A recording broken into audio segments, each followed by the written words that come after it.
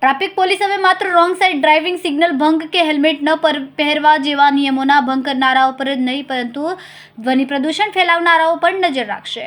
સુરત શહેરમાં હવે બિનજરૂરી અને સતત હોર્ન વગાડીને અન્ય વાહન ચાલકો તથા રાહદારીઓને માનસિક ત્રાસ આપનારા લોકો સાવધાન. સુરત ટ્રાફિક પોલીસે શહેરમાં પ્રથમ વખત બિનજરૂરી હોર્ન વગાડીને ધ્વનિ પ્રદૂષણ ફેલાવતા લોકો સામે મોટર વ્હીકલ એક્ટની કલમ 109 હેઠળ કાયદેસરના પગલાં ભરવાનો નિર્ણય લીધો છે. ટ્રાફિકના અન્ય નિયમ ભંગની જેમ હવે બિનજરૂરી હોર્ન વગાડનાર લોકોને 500 થી લઈને 1000 સુધીનો દંડ થઈ શકે. પેલા દિવસે સિગ્નલ અપોન હોર્ન વગાડવાના મુદ્દે પોલીસ ટોકતા વાહન ચાલકોએ અલગ અલગ વાહના કાઢ્યા હતા.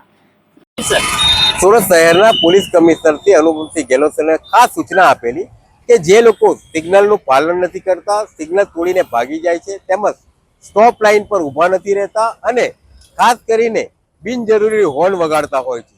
ખાસ કરીને ઘણી વખત સ્ટોપ લાઇનની પાછળ ઊભા હોય તેમ છતાં એની આગળનું વાહન હોય તો ટીટીટ વગાડતા હોય છે, જેથી બિનજરૂરી નોઇઝ પોલ્યુશન થાય છે.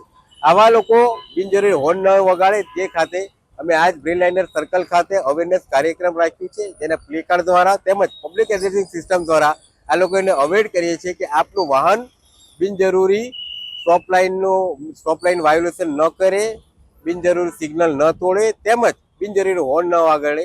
એના માટે ડ્રાઈવ રાખેલી છે અને આ તમામ નિયમોનું પાલન કરે તે માટેની અપીલ કરવામાં આવેલ છે. કેમેરામેન સેનિલ વિરાણી સાથે વિશાલ છેઠા, માનવ પ્રભા ન્યૂઝ, સુરત.